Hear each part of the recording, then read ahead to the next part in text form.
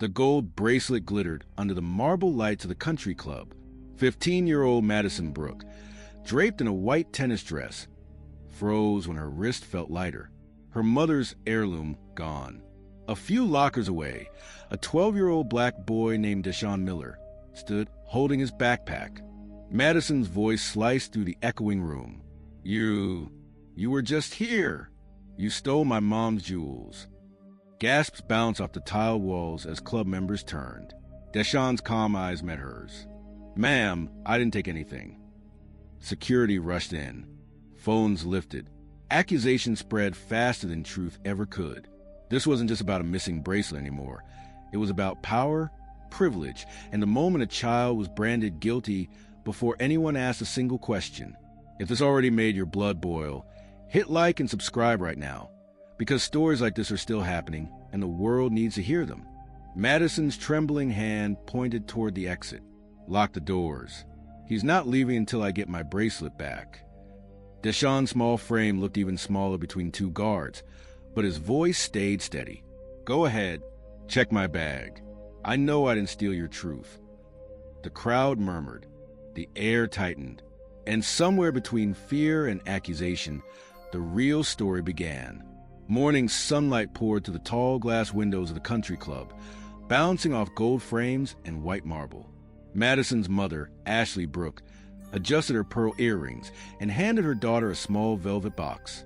"Your grandmother wore this bracelet in her debut photo," she said proudly. "Don't lose it, Madison. It's worth more than some people's homes." Madison smiled, half listening, more focused on her phone than her mother's words. The pressure to look perfect in every photo felt heavier than the jewelry itself. Across the street, Deshaun Miller waited near the staff entrance, holding his backpack. His mom, Keisha, worked double shifts in housekeeping. "Stay in the lounge, okay, baby? I'll finish quick," she whispered, kissing his forehead before disappearing through the hallway. Deshaun's sneakers squeaked softly as he wandered past the lockers, curious about the fancy world that treated him like a shadow. The scent of perfume and chlorine mixed with silence.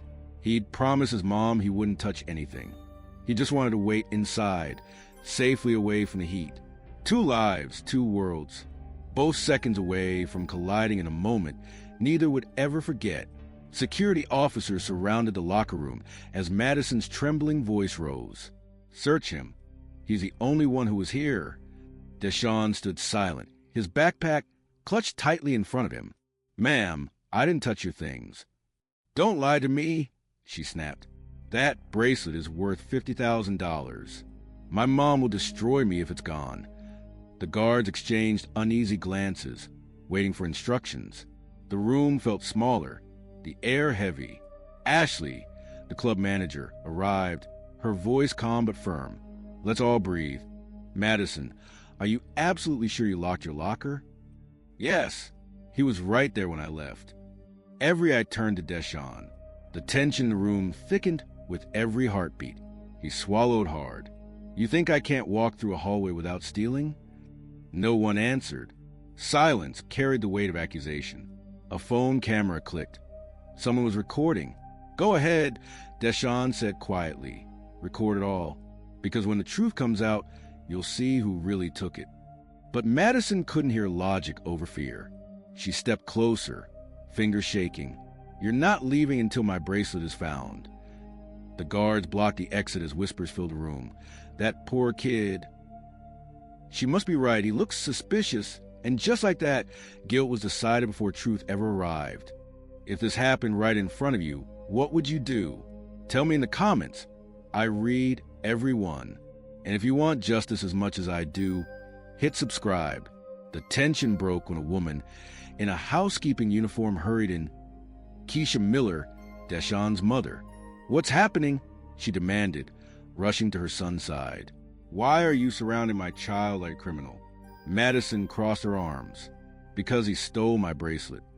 Keisha's voice trembled, not from fear but fury. "My son doesn't steal. He's 12. He volunteers at the community center. You're accusing him because of his skin, not because of facts."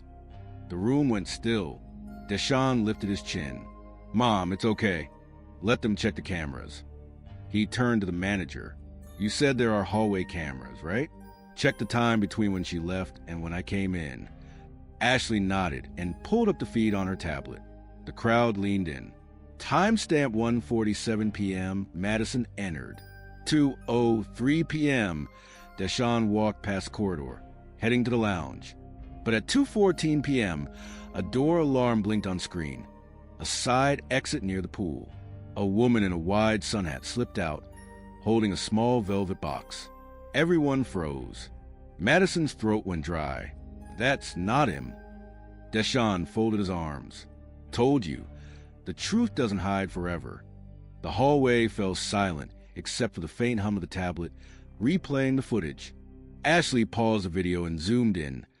The woman's hands, gloved, carried the same velvet box Madison had described. Who has access to that door? Deshawn asked, his tone calm, but his question sliced through the tension. Ashley scrolled through the entry logs. Only 4 people, all staff supervisors. Madison's voice faltered.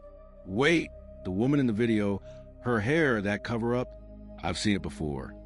Deshawn nodded toward the screen. That's not a guest. That's an employee.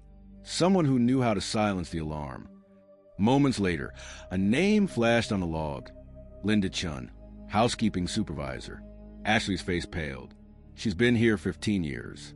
She knows every code, every hallway. Keisha crossed her arms. And my son was nearly blamed for her crime. Madison looked down, shame flooding her face. I just thought you didn't think, Keisha said sharply. You assumed. A radio crackled. One of the guards reported. We just found Mrs. Chin leaving the lot. Bracelet recovered, still in the velvet case. Deshawn exhaled quietly. See? Truth always leaves footprints. No one spoke. Even the guards looked at him differently now. Not like a suspect, but like someone who saw what others refused to see. The police arrived minutes later, the recovered bracelet sealed in a clear evidence bag. Madison's lips trembled as she looked at it. The same heirloom she had accused a child of stealing. Officer Blake Carter turned to the crowd. The thief has been taken into custody. The boy had nothing to do with it. Gasps rippled through the onlookers. Keisha wrapped her arm protectively around Deshawn. Madison stepped forward, her voice shaking. Deshawn, I'm sorry. I didn't see the truth. You saw what you wanted to see, Keisha interrupted softly. And that's what hurts most. Deshawn met Madison's eyes. I don't need your fear. I just wanted fairness. He turned to the officer. Can I go home now? Of course, son, Blake replied, his tone respectful. As the guards cleared the crowd, Madison's mother arrived, horror spreading across her face as she learned what had happened. Her hand landed gently on Madison's shoulder. Sweetheart, sometimes the ugliest theft isn't a jewelry. It's when we steal someone's dignity. Madison stared at the floor, realizing the truth weighed more than any diamond ever could. Days later, sunlight spilled across the same country club hallway. But everything felt different. Madison walked toward the lounge, clutching a small envelope. Inside was a handwritten letter addressed to Deshawn and his mother. When she spotted them near the entrance, she hesitated, then stepped forward. I wrote this, she said quietly. Not because I was told to, but because I learned something I'll never forget. Deshawn glanced at his mother, then took the letter. He read the first line and smiled faintly. Thank you. Most people would have just moved on. Madison shook her head.